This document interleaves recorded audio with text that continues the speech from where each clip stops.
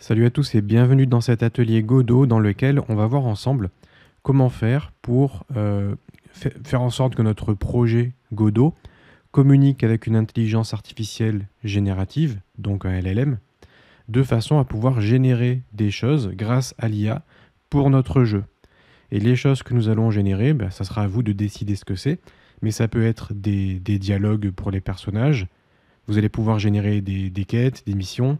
Vous allez même pouvoir demander à l'intelligence artificielle de définir, par exemple, le comportement et l'itinéraire de tous les PNJ de votre projet. Bref, avec l'IA, vous allez pouvoir générer à peu près tout ce que vous voulez pour vos jeux vidéo. Donc je vais essayer de vous montrer un exemple complet, assez simple, mais cet exemple, vous pourrez le modifier pour ensuite faire tout ce que vous voulez.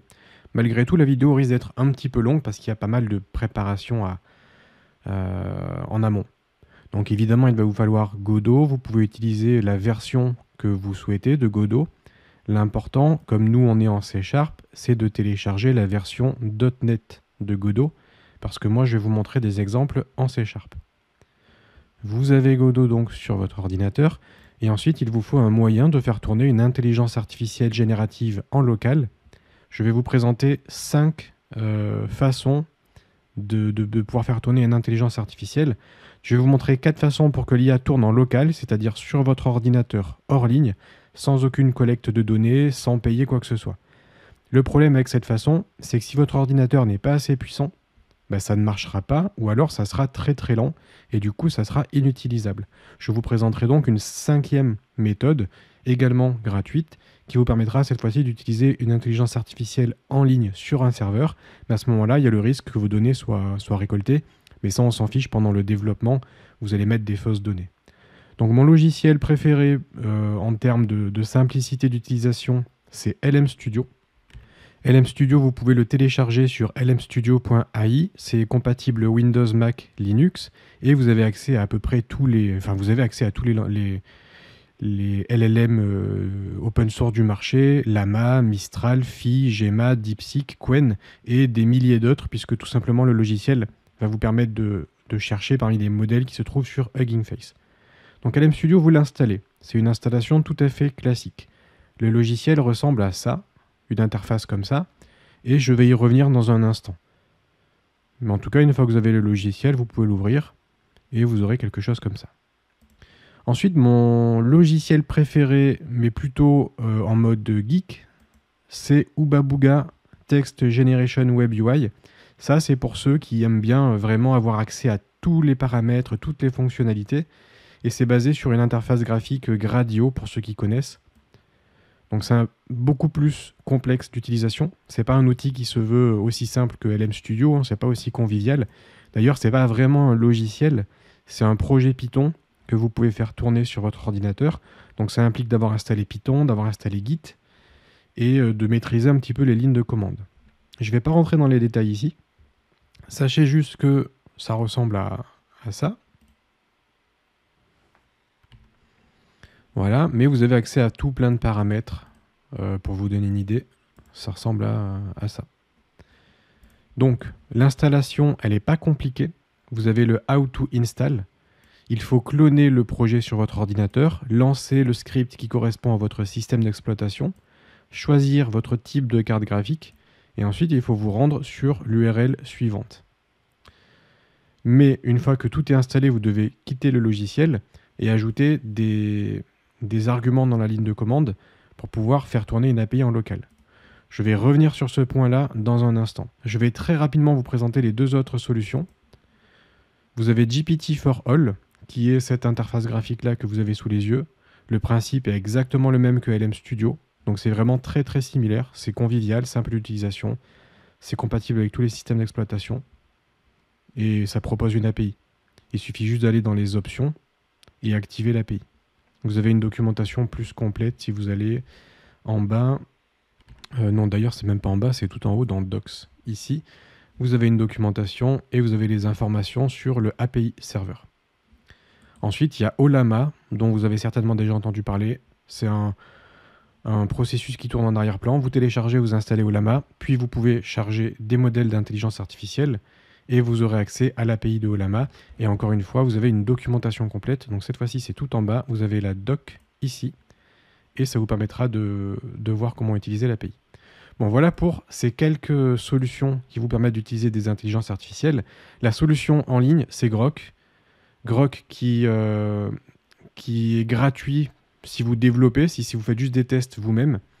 C'est gratuit, vous avez une limite, mais vous ne la dépasserez pas si vous êtes seul à utiliser l'API. Il suffit de créer un compte sur Grok, puis vous pourrez vous rendre sur la développeur console. La développeur console est accessible que si vous avez un compte. Et là, vous aurez la possibilité de générer une clé API. Copiez bien cette clé API parce que vous ne la reverrez plus ensuite, mais cette clé API vous permettra de faire des appels à l'API de Grok. Vous pourrez surveiller votre consommation dans Metrics, donc vous pourrez voir si vous dépassez la limite ou pas. Et vous avez la documentation ici, avec notamment un Quick Start pour voir comment faire des appels API, les modèles qui sont accessibles, donc ce sont les modèles d'intelligence artificielle, les limitations et la génération de texte. Mais vous allez voir que peu importe en fait le logiciel que vous utilisez, le fonctionnement sera le même lorsqu'on va appeler l'API. Alors je vais déjà commencer par vous présenter LM Studio. LM Studio, ça se présente de cette façon ici. Lorsque vous ouvrez le logiciel, vous arrivez sur une page vide comme ça et vous ne pouvez pas faire grand chose parce que par défaut, il n'y a pas de modèle d'intelligence artificielle d'installer. C'est juste une coquille vide. Donc déjà, vous allez vous mettre en mode développeur. Tout en bas, vous allez cocher développeur. Si vous vous mettez en user, vous aurez accès à moins de fonctionnalités. Donc mettez-vous bien en mode développeur. Ensuite, on va se rendre ici pour pouvoir installer des modèles. Vous pouvez télécharger ce que vous voulez. Il y a des modèles qui sont très légers comme Lama 3.2.1b Instruct. Ça, c'est très léger. Ça fonctionne même sur les petites configurations avec pas beaucoup de puissance. Vous avez des modèles un peu plus lourds comme Lama 3.2.3b, mais ça reste extrêmement léger. Et ça, pareil, ça fonctionne sur les petites configurations. Ensuite, vous avez des modèles 7b.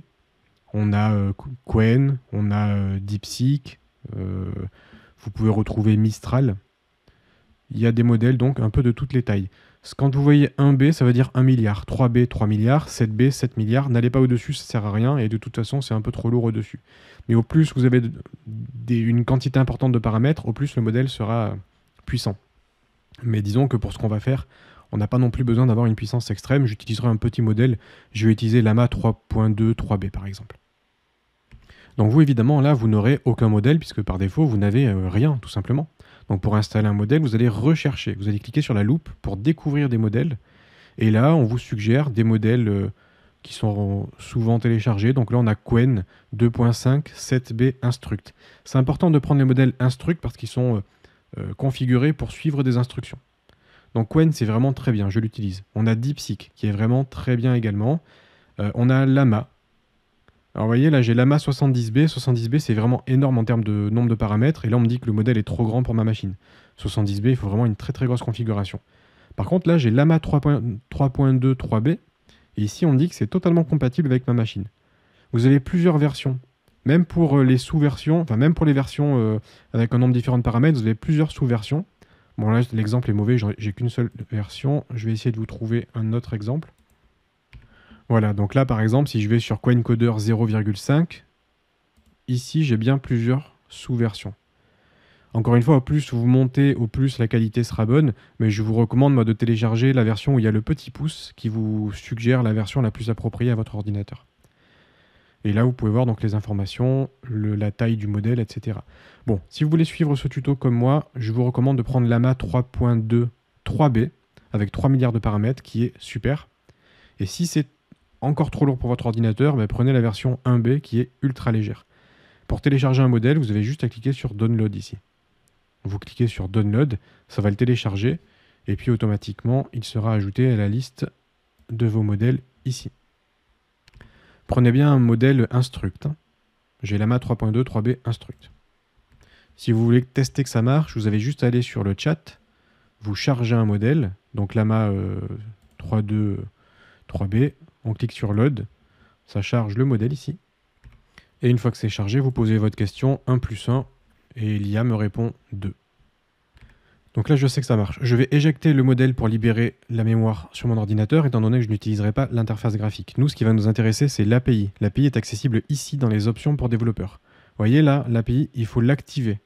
vous devez l'activer en mettant ce paramètre à droite. Et dans les settings, vous pouvez modifier le port de l'API. Je vous recommande de laisser le port par défaut. Vous pouvez activer CORS. Je vous recommande de l'activer. Ça vous permet de ne pas avoir des blocages lorsque vous faites des appels à l'API.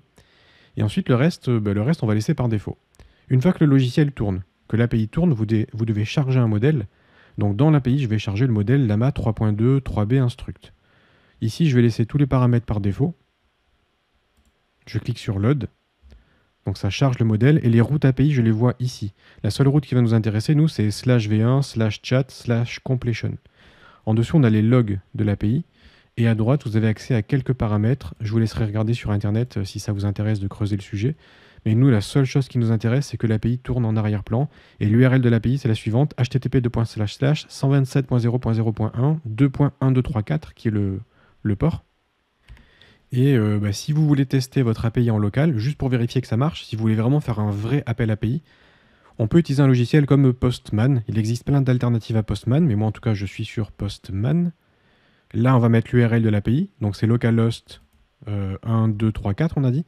Donc on peut mettre localhost ou 127.0.0.1, c'est la même chose. /v1, /chat, /completion. En post ici, donc je vais faire un appel post. Et ensuite dans le body, c'est-à-dire dans les paramètres que je vais envoyer à mon API, je vais mettre un tableau de messages, donc c'est structuré de cette façon. Bon là par exemple, je lui dis tu es un assistant, tu dois répondre à l'utilisateur, et dans la question de l'utilisateur, je dis explique-moi en une phrase ce qu'est le langage HTML.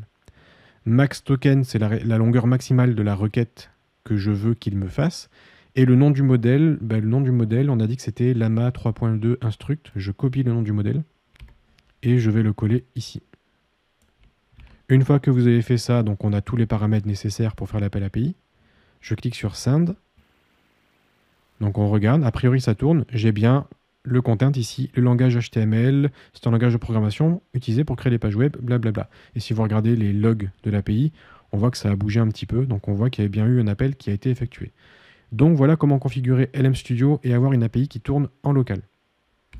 Donc je vais maintenant vous montrer la deuxième alternative que j'ai proposée, je vais aller beaucoup plus vite, c'est le Hubabuga Text Generation Web UI, le truc pour les geeks dont j'ai parlé. Une fois que vous avez téléchargé le projet sur GitHub, donc on a cloné le projet, on a lancé le script, donc moi par exemple ça sera startwindows.bat, parce que je suis sur Windows, ça a installé tout le truc et tout, le système est installé. Vous pouvez fermer la fenêtre d'installation, puis on va aller dans le fichier command flags ici. Dans ce fichier command flags, vous allez pouvoir définir des commandes. Et parmi les commandes que vous devez ajouter, il faut ajouter -listen, -API, -listen port 7861. Donc vous ajoutez tout ça. Et ça vous permet de pouvoir lancer l'API en même temps que vous lancez le projet. Ce qui fait que maintenant, si je lance le projet avec startwindows.bat, ça va m'ouvrir la fenêtre. D'ailleurs, cette fenêtre, il ne faudra jamais la fermer. Dès que vous lancez votre projet Godot, il faut que l'API tourne en arrière-plan. Et l'API, c'est cette fenêtre-là. Donc il ne faudra pas la fermer. Si la fenêtre est fermée, ça quitte l'API. Et donc Godot ne pourra plus communiquer avec l'API. Donc tous les jours, lorsque vous allumez votre ordinateur pour pouvoir bosser sur votre projet, vous devez ouvrir également, en plus de Godot, cette fenêtre-là. Donc là, on voit que le projet tourne. J'ai l'API qui tourne en 0005000 et j'ai l'interface web qui tourne en 7861. Vous avez juste à faire CTRL-clic ici, dessus, pour ouvrir l'interface web. Donc là, il n'aime pas le 000. Je vais donc remplacer par localhost 7861. Et là, vous arrivez sur l'interface de la web UI. Vous aurez un design probablement différent parce qu'avec la dernière mise à jour, le design a changé. Donc le menu, au lieu d'être en haut, il sera à gauche, mais c'est la même chose. Ici, on a une fenêtre de chat. Et ce qui va vous intéresser, c'est plutôt d'aller dans Modèle. Là, dans Modèle, il faudra charger un modèle. Évidemment, moi j'en ai, mais vous n'en aurez pas. Pour pouvoir télécharger un modèle, il faut préciser le nom du modèle ici et cliquer sur Download. Donc évidemment, vous ne pouvez pas deviner les noms des modèles. Et pour cela, vous devez vous rendre sur Hugging Face. Et là, Hugging Face, c'est vraiment le site le plus connu au monde pour l'hébergement de modèles d'intelligence artificielle. Vous allez sur le menu Models, ici. Et là, vous pouvez parcourir les 1,5 million de modèles. Donc, vous voyez, il y en a vraiment beaucoup, beaucoup, beaucoup. Évidemment, là, il y en a trop. Mais déjà, je vois celui qui m'intéresse. Moi, c'est Meta Lama 3.2 3B Instruct. Donc moi, c'est celui-ci qui m'intéresse. J'ai juste à cliquer là, en fait. Hein. Ici, j'arrive sur la carte du modèle. Je vais sur File and Versions. Je peux manuellement télécharger les fichiers du modèle. Mais nous, ce que l'on va faire, c'est simplement copier là le nom du modèle. Vous allez coller le nom du modèle ici et cliquer sur Download pour télécharger le modèle. Alors attention, si vous faites ça, je pense que ça ne marchera pas pour les modèles de Meta. Parce que les modèles de Meta, alors ils sont gratuits, ils sont ouverts, c'est juste que pour les télécharger, vous devez signer une sorte de charte de bonne conduite sur l'utilisation de l'IA. Et tant que vous n'avez pas validé la charte, ça refusera de vous donner la possibilité de télécharger le truc. Donc vous devez demander l'autorisation et la réponse peut prendre du temps. Par contre, je sais qu'il y a des personnes, en fait, comme c'est un modèle open source, il y a plein de personnes qui ont pu récupérer ce modèle et créer leur propre version. Donc si vous recherchez Llama, je vais afficher tous les modèles. Si vous recherchez Llama, vous allez pouvoir trouver des gens qui ont créé leur propre version de Llama, qui ont un petit peu fine-tuné Llama. Ou alors, je vous recommande Qwen. Qwen, c'est un modèle qui est basé sur Llama, me semble-t-il. Donc au final, vous aurez à peu près le même comportement.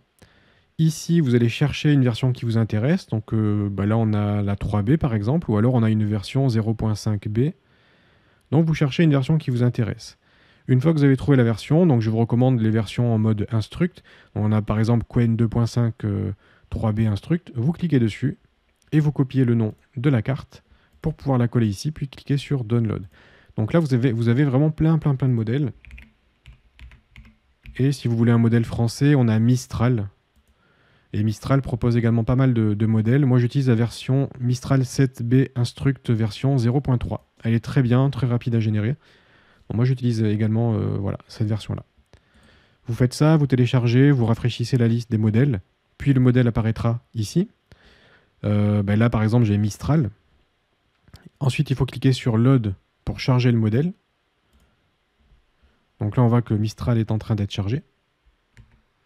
Et lorsque le modèle est chargé, j'ai bien Successfully Loaded, blablabla. Et là, vous avez accès à une API. Alors l'API sur Hubabuga, elle est accessible sur le port 5000. Donc c'est localhost 2.5000 et c'est pas 1, 2, 3, 4 comme LM Studio. Si vous voulez voir la documentation, c'est localhost 2.5000/docs. Et là, on a accès à la documentation de l'API. La route qui nous intéresse, c'est chat completion. Et vous pouvez voir comment ça s'utilise et vous pouvez tester la route. Pour tester que l'API fonctionne, vous pouvez aller sur les modèles. Ça vous liste les modèles que vous possédez. Vous pouvez cliquer sur Essayer. On exécute la requête. Et là, l'API devrait vous répondre. Si ça fonctionne bien, ça devrait vous répondre des trucs. Donc voilà pour Hubabuga. Donc je vous ai présenté LM Studio Hubabuga. Ensuite, si vous voulez d'autres alternatives, vous pouvez aller sur YouTube pour regarder comment, par exemple, installer et configurer Ollama, qui est une alternative très utilisée. Ou alors, vous pouvez regarder GPT for All, qui vous permet de faire la même chose que LM Studio. Allez, je peux prendre le temps, je peux prendre 30 secondes pour vous présenter GPT for All. Lorsque vous avez installé le logiciel, vous avez cette interface-là. Vous avez les modèles ici.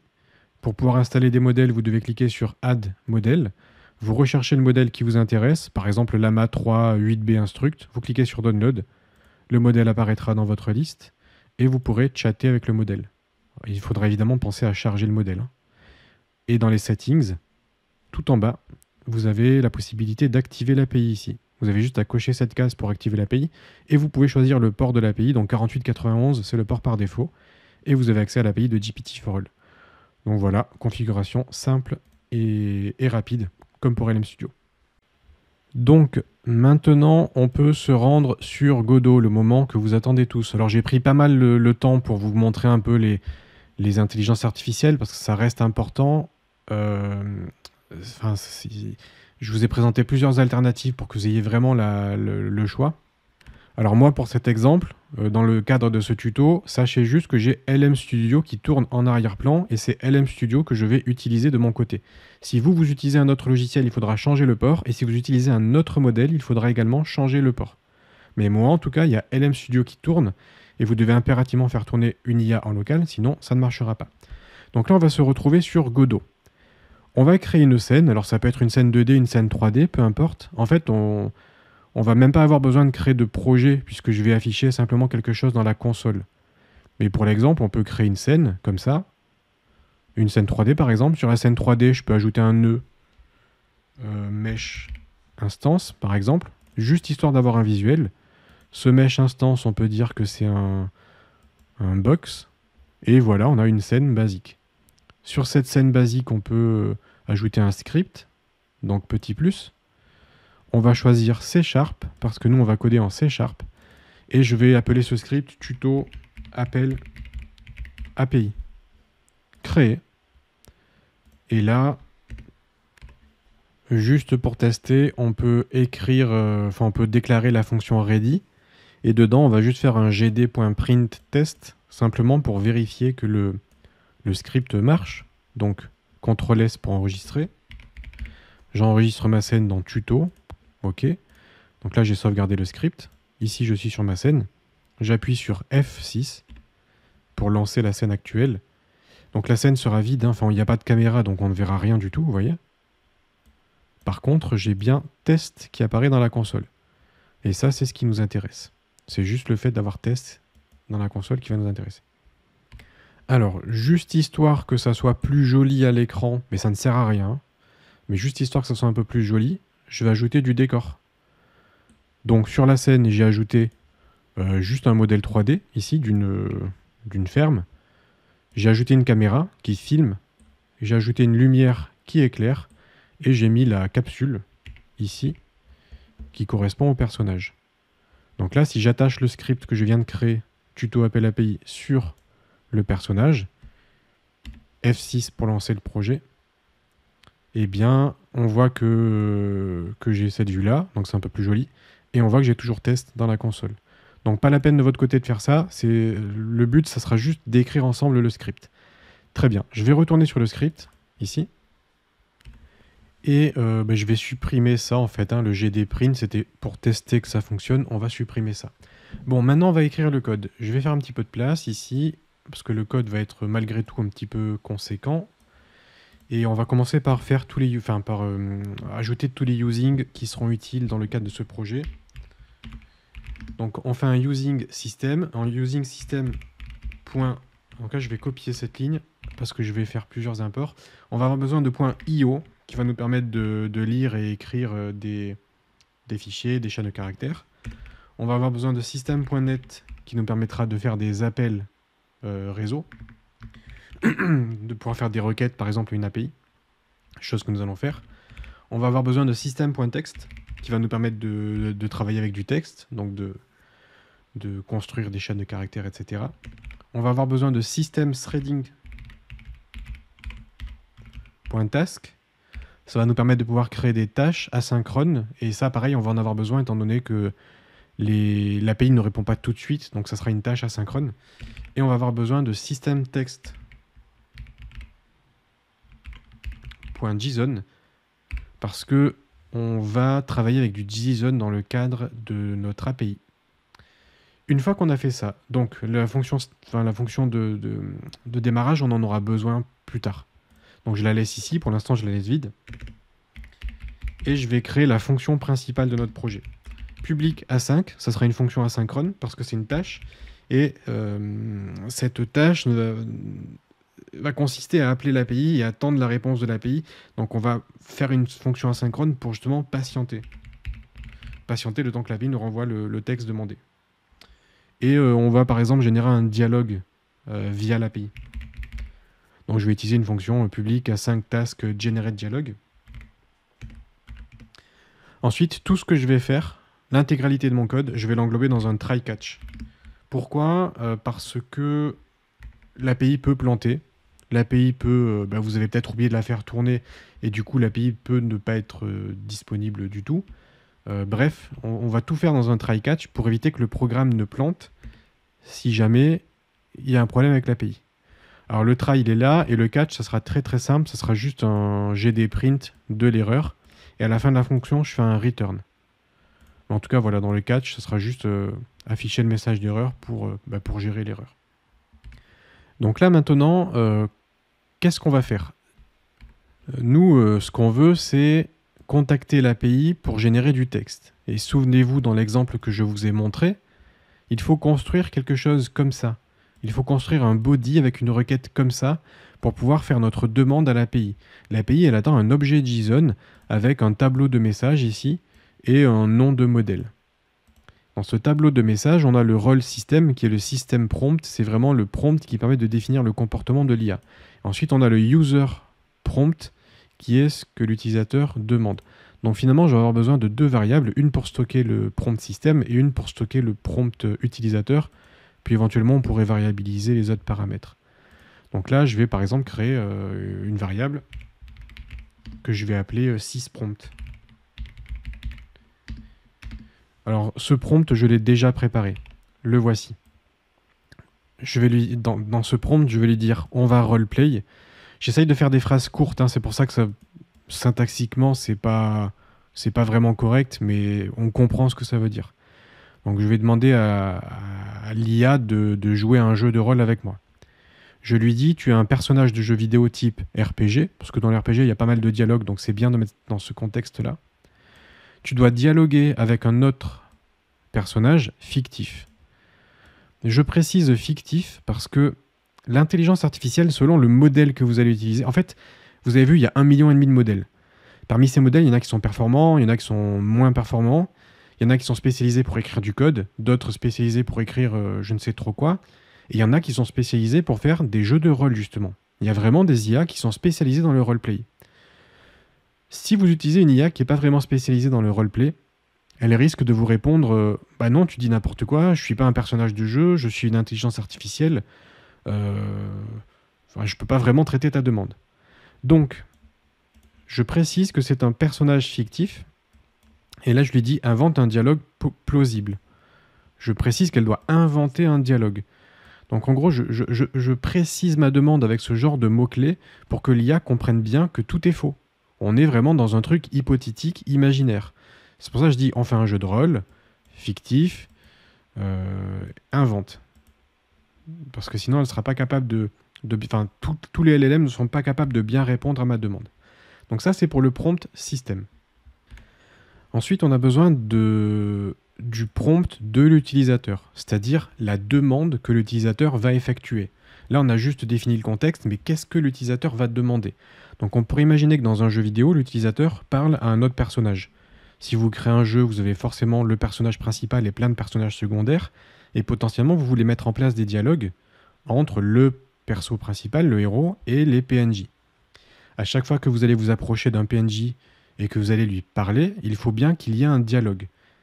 Donc c'est comme si vous, votre personnage, allez poser une question au PNJ, et ensuite le PNJ va répondre à cette question ou à cette demande. Ou alors si vous dites simplement bonjour, bah, le PNJ vous répondra bonjour voyageur, bienvenue dans la ville. Bref, il faut vraiment s'imaginer que la question de l'utilisateur c'est qu'est-ce que va demander le héros du jeu au PNJ. Moi, je vais faire un truc bateau. Mais évidemment, vous pourrez adapter ça à tous les PNJ de votre jeu, chacun dira quelque chose de différent. Donc moi, ce que je vous propose, c'est un truc comme ça, vraiment bateau. Je crée une variable prompt et je dis « Bonjour, quelles sont les nouvelles du village ?» Ça, c'est la question que pose le PNJ. Encore une fois, comme l'intelligence artificielle peut répondre à côté de la plaque, je redonne une précision en disant « Réponds en tant que personnage de jeu vidéo fictif ». C'est vraiment pour insister sur le fait que c'est fictif, hein, parce que sinon l'intelligence artificielle elle va vous répondre de quoi tu parles, quel village, je n'ai pas accès aux informations du village. Ça peut vous répondre n'importe quoi. Donc c'est important de bien préciser dans votre prompt ce genre de choses. Donc ensuite, une fois qu'on a nos deux variables, on va devoir construire le JSON ici. On va devoir construire la payload, c'est-à-dire les données qui vont être envoyées à l'API. Ces données, finalement c'est du texte, hein, formaté en JSON. Donc ces données, je vais les stocker dans une variable que je vais appeler JSON-data, ici. Et cette variable va contenir la chose suivante. Là, je vais passer tous les paramètres. Donc je commence ma chaîne de caractères par un guillemet, et ensuite le paramètre model name doit également être entre guillemets. Sauf que je suis obligé de rajouter un anti-slash devant chaque guillemet, parce que sinon ça serait considéré comme le guillemet qui ferme la chaîne de caractères. Donc je suis obligé d'échapper chaque guillemet dans ma chaîne de caractères. Donc on précise le nom du modèle. Ici j'ai mis Qwen, mais nous on a dit que ça serait Llama, donc je vais copier le nom du modèle Llama et je vais le coller ici pour remplacer. Vous pouvez stocker le nom du modèle dans une variable, ça serait plus propre. Ensuite on va ajouter une virgule, plus pour concaténer. On va ajouter le tableau de message qui est un tableau avec le rôle system content system prompt, ça va injecter le contenu de cette variable. Donc on ferme le message, on ajoute une virgule, puis rôle user content prompt qui sera le prompt de l'utilisateur. Vous pouvez ajouter d'autres paramètres, comme par exemple le paramètre max token. Là, j'essaye de faire le truc le plus simple possible. Je verrai pour vous donner le code, comme ça, si vous ne voulez pas vraiment recopier ça ou si vous avez peur de faire une erreur de syntaxe, vous pourrez prendre mon code, sachant que le moindre caractère oublié ou mal placé, ça plante, c'est sûr et certain que ça plantera. Donc il faut vraiment que le truc soit exactement comme moi. Donc j'essaierai de vous fournir le code. Une fois qu'on a fait ça, on doit préciser l'URL que l'on souhaite appeler. Donc je vais créer une variable string URL qui sera égale à, ben là c'est http /127.0.0.1 et là vous allez préciser le port que vous voulez utiliser. Donc par exemple ça sera 5000 si vous utilisez ça doit être le Ubabooga Web UI, ou ça sera 1234 si vous utilisez LM Studio, ou ça sera autre chose si vous utilisez un autre système. Donc moi je suis sur LM Studio, le port c'est 1234. Ensuite c'est /v1 /chat /completion. Ça c'est vraiment la route qui nous intéresse, la route que nous allons appeler. Si jamais vous utilisez une API comme celle de Grok, je vais vous montrer un exemple que j'ai fait sur Unity. Donc si vous utilisez l'API de Grok, la demande sera différente. Donc ça, c'est pas un script Godot, hein. C'est vraiment un projet que j'ai fait pour Unity, mais c'est un projet similaire. Nous, on est en train de faire le JSON Data ici. Et en dessous, j'ai fait un exemple avec Grok JSON Data. Donc si vous voulez utiliser l'API de Grok parce que votre ordinateur n'est pas assez puissant ou si vous n'arrivez pas à faire tourner une API en local, il faudra passer par l'API en ligne. Et à ce moment-là, donc, il faudra utiliser un modèle qui se trouve sur Grok. Donc là, vous devez aller sur Grok pour voir la liste des modèles. Et en l'occurrence, vous avez par exemple Gemma 2 9B IT. Il faut vraiment utiliser un modèle qui existe sur Grok. Et ensuite, pour le reste, c'est tout pareil. Ce qui va changer, c'est l'API. L'URL, ça sera api.grok.com en https /openai/v1/chat/completion. Donc l'URL que vous appellerez ne sera pas la même. Et le body sera également différent. Et ensuite, petite particularité, c'est que pour pouvoir appeler l'API de Grok, il faudra utiliser votre propre clé API, évidemment. Et pour pouvoir injecter une clé API en C#, il faudra rajouter un request.header.add autorisation bearer, et là vous remplacez XXX par votre propre clé API. Si vous n'ajoutez pas ça, votre requête ne passera pas, parce que si vous ne précisez pas votre clé API, ça sera refusé. Si Grok vous répond un code d'erreur, rendez-vous sur la documentation officielle de Grok, il y a une section errors ou errors code, quelque chose comme ça, et chaque code d'erreur a sa correspondance. Ça vous expliquera pourquoi vous avez eu cette erreur. Est-ce que votre clé est manquante? Est-ce que votre clé est invalide? Est-ce que vous avez dépassé la limite gratuite? Vous avez la possibilité d'envoyer pas mal de textes par minute sur Grok, mais il y a quand même une limite. Si vous envoyez des milliers de messages, ça finira par vous bloquer. Donc voilà, il y a juste quelques petits réglages, quelques ajustements différents pour pouvoir utiliser l'API en ligne de Grok pour ceux qui vont passer sur Grok. Bref, c'était un petit aparté et je vais retourner ici sur Godot et nous, on va utiliser donc l'API en local, en tout cas si vous faites comme moi. Une fois qu'on a ça, on peut créer notre requête. var request. Et là, ma requête, je vais dire que c'est égal à... Et je vais utiliser... Je me suis trompé, voilà. Et je vais utiliser un web request. Donc je dois préciser que je veux faire un cast en HTTP web request. je vais utiliser web request. Donc tout ça, ça provient des using qu'on a mis tout en haut, notamment de .net. .create, et entre parenthèses, je précise l'URL. Donc en gros, ce que j'ai fait ici, c'est que j'ai défini la requête que nous allons envoyer au serveur. Cette requête, on va ensuite la configurer. Donc c'est là, dans la configuration, que vous allez pouvoir utiliser votre clé API Grok, comme je vous l'ai montré il y a un instant, si jamais vous passez par Grok. Autrement, vous n'en avez pas besoin en local. Voici les réglages. On doit encoder les caractères en UTF-8, ce qui vous permettra de gérer les accents. On doit utiliser la méthode post, parce que cette route API s'appelle en post. On doit définir que le content type est du JSON, étant donné qu'on va envoyer et recevoir du JSON, et que la longueur du contenu, c'est égal à la longueur de data, sachant que data, c'est notre chaîne ici. Donc voilà pour les réglages qui sont nécessaires pour pouvoir faire un appel API. Une fois que c'est fait, on va pouvoir vraiment envoyer cette requête au serveur.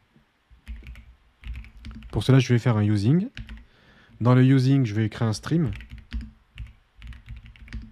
Et ce stream sera égal à request. Dans request, c'est notre requête. Et on va demander à obtenir la réponse. Pour cela, on fait un get request stream. Donc en faisant ça, on va demander à obtenir le stream. Et on fait un stream.write. Et ce qu'on va écrire dans stream, c'est data. Donc data, c'est nos données ici.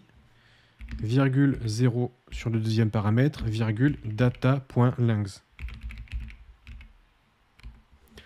Bon, maintenant, là, on va faire notre requête. Et notre requête va attendre du JSON. Si je vous montre à quoi ça ressemble, donc là, j'ai préparé la même requête que précédemment. J'ai toujours LM Studio qui tourne en arrière-plan. Je clique sur Send, donc là, ça appelle l'API de LM Studio. Et ici, j'ai la réponse renvoyée par LM Studio. LM Studio me renvoie un gros objet JSON ici. Et on voit que dedans, il y a des trucs. ID, Object. Ensuite, on a Choice. Choice, c'est un tableau. Ce tableau contient un objet à l'entrée 0. Cet objet contient plein de trucs, puis message. Message, c'est un autre objet. Et cet autre objet contient une propriété qui s'appelle content. Et content, c'est la réponse de l'intelligence artificielle. Donc on voit qu'on a un objet, on a choice, on a l'index 0, on a message, on a content. En fait, on a une réponse imbriquée, on a plein de trucs qui apparaissent, mais nous, le seul truc qui nous intéresse, c'est ça. Donc on va être obligé de découper le JSON pour pouvoir vraiment cibler choice, 0, message, content. On a on a trois éléments à découper dans notre JSON pour arriver à cet endroit-là. Je vais essayer de vous montrer une façon simple de travailler avec du JSON dans Godot avec C#. Donc c'est vraiment une façon simple de procéder sans utiliser du framework. Parce qu'évidemment, vous pouvez toujours utiliser... Enfin, sans utiliser de framework. J'ai quand même importé le système JSON, hein, mais c'est le truc de base, c'est pas un framework externe. Ce qui va vous permettre de pouvoir cibler des éléments qui vous intéressent. Donc là, notre programme ici, on va devoir le continuer. Mais pour l'instant, je mets en pause parce que je ne vais pas pouvoir aller plus loin. Je dois d'abord créer des classes qui vont me permettre de justement pouvoir accéder aux morceaux du JSON qui m'intéressent. Donc on va devoir préparer des classes pour pouvoir procéder à la désérialisation du JSON, donc récupérer du JSON et transformer ça en tableau en fait, hein, en tableau ou en texte directement utilisable dans Godot. Et on va devoir créer une classe par morceau de JSON qu'on veut découper. Je vais vous montrer ça, ça sera plus parlant. Donc je me mets tout en bas ici, juste avant la fermeture de la classe. Et je vais créer une classe, public classe. Et là, par exemple, on va l'appeler API response, qui sera la réponse totale de l'API. Cette réponse totale, je vais ajouter une petite annotation system.text.json. Donc on va vraiment utiliser le JSON de system.text. .serialisation. .json property name. Et là, je vais découper choice. Ça, ce que ça va me permettre de faire, c'est dire que je veux cibler une propriété du JSON et cette propriété s'appelle choice. Donc on va vraiment récupérer tout le JSON et dans tout ce JSON, on va juste isoler choice et on va le stocker dans une variable hein, qu'on va appeler choice. Qui est un tableau, souvenez-vous, hein. Choice c'est un tableau. Donc je vais créer une variable choice qui est un tableau et je vais mettre le nom au pluriel. Et je vais créer un getter ainsi qu'un setter. Donc voilà pour cette première classe. Évidemment, choice n'existe pas. Donc je vais devoir créer une classe, public class, choice. Je vais faire un système texte JSON serialisation property name et on veut cibler message. Et là, le message, ça sera public message. Et je vais l'appeler message. Ça ne sera pas un tableau, ça sera juste un message, étant donné que le message, c'est pas un tableau. Get set. Évidemment, le message n'existe pas. Donc, je vais devoir créer une classe. Public, classe, message. Et un message, c'est quoi? C'est juste du texte. Donc là, ça sera public string. Parce que c'est du texte. Le texte se trouve dans la propriété content. Donc on va cibler content. Et je vais l'appeler content. Et je fais un get ainsi qu'un set. Bon, voilà comment vous allez pouvoir désérialiser du JSON, tout simplement en créant des classes qui vont vous permettre de cibler les différents nœuds de votre JSON pour pouvoir ensuite facilement le découper. Je retourne dans notre script ici, donc à l'intérieur du script, à la suite de ce qu'on était en train d'écrire. Ici, je vais faire de nouveau un try-catch. Parce que là, on arrive sur une partie sensible de l'application. Donc je vais créer une variable API response qui sera évidemment la réponse de l'API. C'est vraiment la réponse qui nous sera retournée par l'API, donc le JSON. Ça sera de type HTTP web response. Et on va faire un await, parce qu'on va devoir patienter le temps que la requête se fasse. On va justement faire un await de la request.getResponse A5 qui permet de récupérer le résultat retourné par l'API en asynchrone. Asynchrone, ça veut dire que ça ne met pas le programme en pause en fait. Ça tourne en parallèle. Ensuite, je vais créer une nouvelle variable parce que la réponse qui nous est retournée, ça sera du JSON. Moi, ce que je veux, c'est que ça soit une chaîne de caractères, donc format string. Je vais donc créer une variable response string qui est égale à new streamReader. Alors évidemment, streamReader, ça vient de quand on a importé système texte, système IO, etc. Tout ça, c'est pour pouvoir utiliser ces fonctionnalités-là. Donc je dis que la réponse, c'est égal à new streamReader. Et streamReader de quoi? De API response. API response qui est là. Hein. Point getResponse stream. C'est pour pouvoir récupérer le stream. Point read to end. Afin de lire l'intégralité du stream. Donc là, je récupère toute la chaîne de caractères bien formatée. Puis, moi, ce qui m'intéresse, c'est de désérialiser le JSON pour récupérer juste la réponse. Vraiment, juste le content. Donc, je vais créer une variable result qui sera égale à JSON serializer .deserialize. On va deserialize API response. Donc là, ce que ça va faire, c'est que ça va utiliser notre API response qui est là pour pouvoir désérialiser le JSON. Et grâce à toutes ces instructions ici, en fait, le truc va savoir exactement comment découper le JSON, comment est structuré le JSON. Et qu'est-ce qu'on veut désérialiser comme JSON? En fait, c'est response string ici. C'est ça qu'on veut désérialiser pour pouvoir le convertir dans des objets C# exploitables. Puis, je peux faire un gd.print pour afficher la réponse dans ma console. Mais vous, évidemment, au lieu de faire un gd.print, vous pourrez l'afficher sur une interface graphique à l'écran, dans une boîte de dialogue pour votre jeu vidéo. Et qu'est-ce qu'on fait pour print? On va faire un print de result, sachant que le result, ça sera le résultat de la désérialisation. Puis on va cibler ce qui nous intéresse. Donc nous, c'est le choice 0 qui nous intéresse, point message, point content. C'est vraiment ça qui contient la réponse de l'API. Ici, c'était mon try. Donc je vais aller un petit peu plus vite pour le catch et je vais coller directement ici. Et dans le catch, je vais mettre un web exception pour afficher un message d'erreur si jamais j'ai justement une erreur via l'appel API. Donc là, je pense qu'on est bon. Peut-être que j'ai fait une erreur dans le code. À ce moment-là, je m'en rendrai compte si jamais ça plante. Mais on va aller donc sur la scène 3D. On a le script qui est attaché. On a la console ici. J'ai mon API qui tourne en arrière-plan. Et là, normalement, ça devrait être pas mal. Je fais F6 pour lancer le projet. On va voir s'il y a une erreur. Donc là, il y a une erreur, ligne 37 a priori.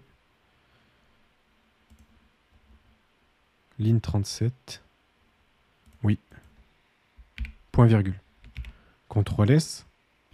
F6 pour lancer le projet. J'ai le nom task qui n'existe pas, ligne 6 et ligne 16. Et évidemment, c'est pas task, c'est task avec un S. C'est tasks. Et ça devrait régler le problème ligne 16. On va faire F6 pour débugger encore, ou pour faire tourner le truc. Ok, donc là j'ai encore un problème. J'ai stream ne contient pas de définition pour write. Ligne 37. C'est parce que c'est un W en majuscule. F6 encore pour lancer la scène. Donc là maintenant c'est ligne 46 choice. Result.choice. Ça c'est parce que j'ai dû le mettre au pluriel. C'est où? Oui, c'est cette variable-là, choice, au pluriel. On y est presque. Hein. C'est un peu moins pratique, en fait, sur Godot, parce que quand je travaille avec Unity, j'ai VS Code avec toutes les extensions. Ça fait la correction du code en temps réel. Donc sur Godot, je fais mes petites erreurs, je débug ensuite, et dans la console, je vois tout ça. On peut utiliser VS Code dans Godot, hein, c'est facile. Il suffirait de faire clic droit sur le script, et ouvrir dans l'éditeur externe.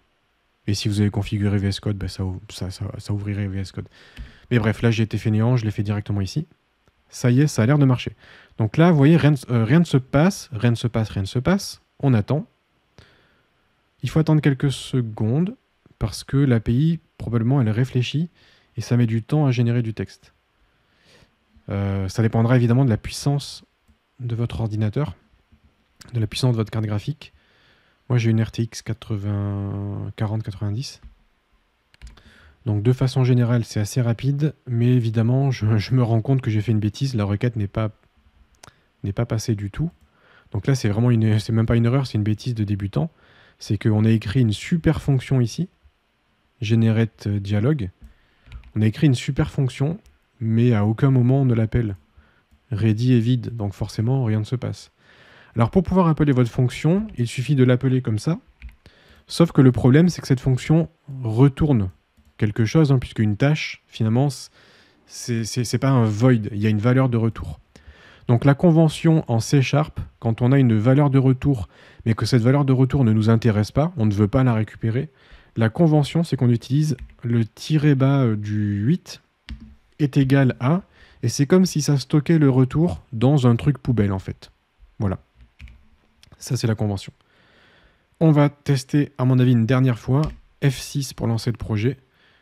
Donc là, je vous disais, il faut patienter parce que ça peut mettre du temps à générer le dialogue.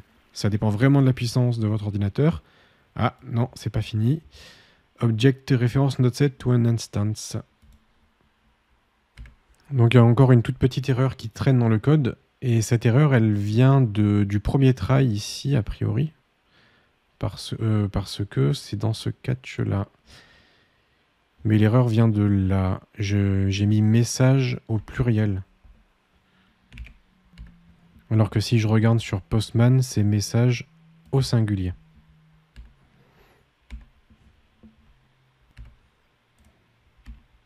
Donc je vais retenter F6 pour lancer le projet. Et là, on regarde ici. Voilà. Donc là, ça a marché. Vous voyez, ça a pris 2 secondes, enfin même pas 2 secondes, 1 seconde et demie. Voix grave et sérieuse. Alors je peux demander à l'IA de ne pas mettre de ce genre d'annotation. Salut, il fait beau temps aujourd'hui, n'est-ce pas? Les choses ont un peu changé ici depuis mon départ. On a eu des problèmes avec les créatures étrangères qui se sont abattues dans notre village. On ne sait pas encore ce qu'elles cherchent, mais on a réussi à les chasser. Enfin, la plupart d'entre elles. Et ensuite, il y a un étranger qui a visité le village récemment. Ce qui est bien avec ce système, bon là on a vu que ça marche, hein. On a vraiment un exemple de dialogue tout à fait typique des RPG. Donc là, c'est vraiment un super dialogue. Très très bien. Et ce qui est bien avec ce système, donc, c'est que, regardez, je ne change rien du tout. Je fais F6 pour relancer le projet. Eh bien, le dialogue qui sera généré sera différent.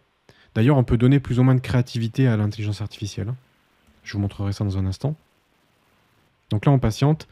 Et voilà, j'ai un nouveau dialogue. Enfin, une nouvelle face à rencontrer dans le village. Salut, je m'appelle machin, guerrier. Désolé, j'étais occupé à aider les habitants du village à se défendre contre les attaques de gobelins. Bon, ben voilà, il nous raconte des trucs. Évidemment, alors, bon, là, le nombre de dialogues qui sera généré par le personnage est totalement infini. Le nombre de dialogues sera vraiment infini. Ce qui fait que potentiellement vous allez lui parler, puis 2 secondes après vous lui reparlez, et il va vous dire quelque chose de totalement différent. Là, vous voyez, il me dit salut, je m'appelle Train, et si je lui reparle, peut-être qu'il me dira je m'appelle machin et je suis archer, par exemple. Donc, on a un système qui est vraiment génial, on a une intelligence artificielle qui permet de générer des dialogues, mais on va avoir un problème de cohérence entre les dialogues, puisque les personnages n'ont pas vraiment de personnalité qui leur est attribuée. Donc, je ne vais pas aller vraiment beaucoup plus loin dans ce projet, mais je vais vous montrer un exemple que j'ai créé sur Unity. Mais cet exemple que j'ai fait sur Unity, vous pouvez le recréer exactement pareil sur Godot. C'est pareil, c'est du C#. Donc ça sera la même chose. J'ai créé un village ici, avec des habitants, et chaque habitant est contrôlé par l'intelligence artificielle. L'intelligence artificielle va leur dire de récolter tel ou tel légume, telle ou telle ressource, et ça va générer un itinéraire, une journée de travail. Chaque habitant, donc par exemple si je vais ici, ça c'est Sarah. Alors le nom est à l'envers parce qu'il faut attendre que le jeu soit lancé pour que le nom s'oriente vers la caméra. Si je regarde ce personnage, je lui ai attaché un script caractère, donc qui est le script personnage, et là-dedans, dans ce script, j'ai créé des propriétés. Donc c'est vraiment un script qui ne fait pas grand-chose, si ce n'est qu'il attribue des propriétés à un personnage. Et j'ai par exemple caractère name, Sarah, caractère bio, donc c'est la biographie. Tu es Sarah, tu aimes cultiver des légumes et discuter, tu es gentille et serviable. Et caractère task, si jamais on veut attribuer des tâches au personnage, et elle, sa tâche, c'est de récolter des fruits et légumes pour aider le village, et elle doit profiter d'une vie calme et paisible. Après, j'ai John derrière. Bah pareil, John, il s'appelle John, c'est un habitant de village, il est là pour aider, et sa passion, lui, c'est le poisson, la mer, la pêche, et il va essayer de récolter des ressources pour le village.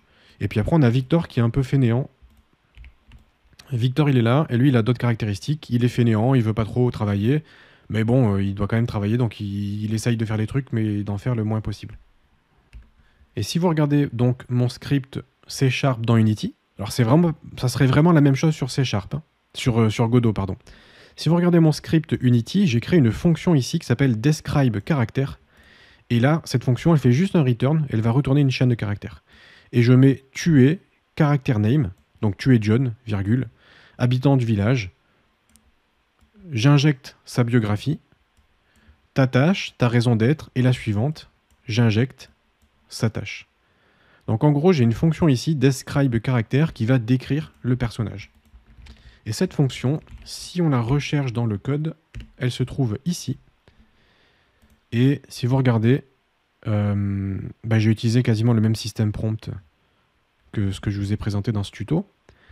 Et là, dans le prompt que j'envoie à l'intelligence artificielle, je fais un describe caractère, ce qui fait que la première chose que je vais dire dans le prompt, c'est tu es John, tu es un guerrier, tu es là pour protéger le village, tu as défendu le village contre des gobelins, blablabla. Ensuite, je précise, tu vis dans un village et voici la description du village. Et là, je vais injecter la description du village. Pourquoi est-ce que j'ai fait ça? C'est pour que les PNJ puissent savoir qu'est-ce qu'il y a dans le village. Et si vous regardez... Alors, je peux essayer de vous montrer ça. J'ai créé une fonction describe entities. C'est pour décrire la structure du village. Et en gros, ce que je fais, c'est une simple boucle for qui va boucler sur tous les objets du village. Les maisons, le puits, bref, tous les trucs qu'il y a dans le village. Et chaque objet sera structuré de cette façon. ID, nom, description, objectif. Par exemple, le nom, c'est tomate, description, un plant de tomate, objectif, pouvoir récolter des tomates. Et je construis une chaîne de caractères comme ça, qui va décrire toutes les entités du village. Donc, lorsque je pose une question à l'intelligence artificielle, je lui décris le personnage, je lui décris le village dans lequel le personnage se trouve, et ensuite je lui demande ma question. Nous, ça pourrait être, sachant toutes ces informations, répond au personnage, blablabla. Et quand on décrit les entités du village, on pourrait également décrire l'histoire du village. Exemple, on s'est fait attaquer par des gobelins. Comme ça, le PNJ racontera toujours une histoire similaire. Ah oui, je me souviens de la bataille avec les gobelins, on a réussi à les repousser. Et comme ça, à chaque fois que vous allez lui parler, il connaîtra son nom, son village et ce qui s'est passé dans le village. Donc en fait, nous, dans Godot, là, je vous ai montré un exemple très très simple pour que le tuto soit facile à suivre. Mais cet exemple, finalement, le code, vous n'avez pas besoin de le changer. Mais cet exemple, vous pouvez l'améliorer. Maintenant, c'est à vous de l'améliorer en changeant le prompt système et le prompt du personnage. On pourrait imaginer que chaque personnage possède des variables qui seraient publiques ici, de façon à avoir des caractéristiques comme son nom et sa description. Pareil, on pourrait imaginer un script qui décrit le village avec tout ce qui s'est passé dans le village, le nom du village, l'historique, etc. Et vous envoyez tout ça à l'intelligence artificielle. L'intelligence artificielle, elle est capable de comprendre comment est structuré votre village, même si elle ne le voit pas. Alors moi, qu'est-ce que j'ai fait? Ici, j'ai une ferme, il y a une vache, un épouvantail, c'est du maïs. Il y a une grange. Ça, je sais pas ce que c'est peut-être pour stocker les grains de blé ou de l'eau, je sais pas. Ici, on a un petit moulin et un tracteur. Si vous décrivez ça à l'intelligence artificielle, elle sera totalement capable de savoir ce qui se trouve dans le village. Et elle pourra raconter des histoires avec le tracteur qui a écrasé l'épouvantail sans faire exprès, du coup les vaches elles étaient tristes. Bref, l'IA elle va pouvoir inventer des trucs basés vraiment sur la réalité de votre environnement 3D. Vous avez juste à décrire ici dans votre prompt. Donc là je vous ai montré un exemple pour générer des dialogues, mais dans le projet Unity, dans mon tuto Unity, j'avais montré un exemple sur comment générer un itinéraire. Je demandais à l'intelligence artificielle de créer une journée de travail pour les personnages, donc de lister des tâches. Et ces tâches ensuite étaient attribuées au personnage pour qu'il puisse effectuer ces tâches. Bon, je peux essayer de vous montrer ça. Là, pour le coup, j'utilise pas LM Studio, mais j'utilise la Hubabuga Web UI dans le projet Unity. Et je peux essayer de vous montrer ça. Donc j'ai 3 personnages que je vous ai présentés. Et si je regarde par exemple Sarah, on voit qu'elle a un itinéraire à suivre et elle a un historique des actions qu'elle a réalisées. Par défaut, elle n'a pas d'itinéraire. Et c'est pas moi, le développeur, qui ai défini son itinéraire. Moi, j'ai juste décrit le village. Et c'est vraiment l'intelligence artificielle qui va se charger d'attribuer des tâches et des rôles à tout le monde. Bon, c'est un petit exemple, très simple, mais je vais vous montrer ce que ça donne. Donc là, j'ai gardé que 2 personnages sur la scène pour que ça aille un peu plus vite, Sarah et John. Et à gauche, vous pouvez voir l'API qui tourne. Comme ça, vous pourrez voir que dès que je lance le jeu, il y a des requêtes qui vont se lancer. Et vous allez pouvoir constater que l'itinéraire de Sarah, et de John aussi, ça va être généré dynamiquement. Donc là, je lance le jeu. Alors il faut attendre un peu, ça peut générer en 2, 3, 4, 5 secondes. Donc il faut attendre un peu. On voit que l'appel API est bien parti ici. Et là, Sarah elle a un itinéraire. John, ça patiente un peu. Il n'a pas encore d'itinéraire. Et là, ça y est, normalement, voilà, John a un itinéraire. On voit que Sarah, elle va aller pêcher. Donc pour aller pêcher, il va falloir aller là, au spot de pêche qui se trouve ici. Donc elle va aller pêcher. John, il va peut-être admirer la vue, peu importe. Donc là, Sarah, elle va pêcher. Ensuite, elle va ramasser des poires. Ensuite, elle va ramasser des citrouilles. Donc là, on voit que Sarah se met en mouvement.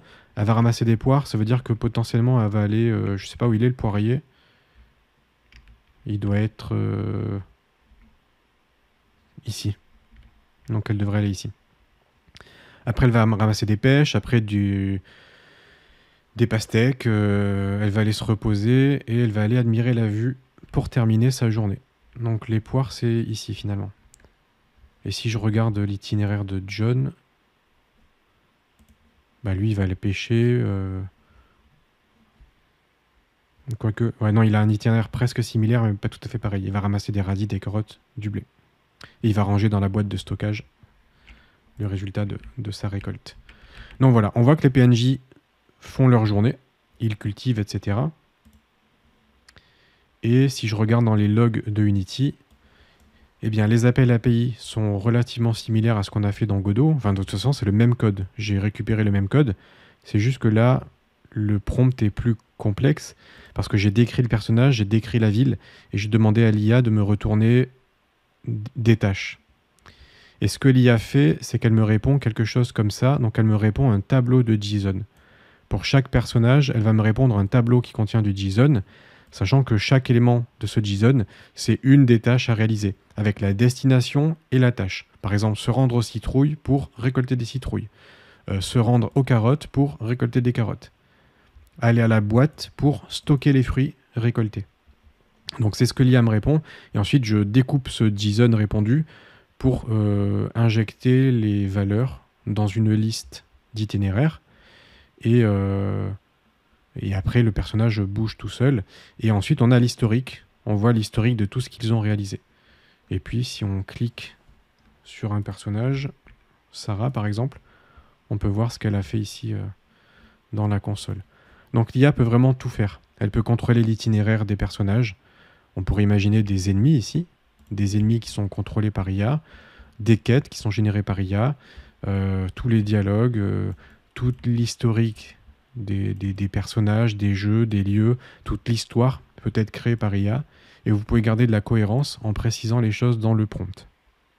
Bon, voilà un petit peu pour ce gros atelier de plus d'1 heure sur comment utiliser l'intelligence artificielle générative dans le cadre des projets type vos jeux vidéo sur Godot. J'espère que ça vous aura intéressé, que ça vous aura plu, que ça vous donnera des idées, un petit peu de l'inspiration pour vos projets. Et je vous dis à bientôt pour d'autres tutoriels.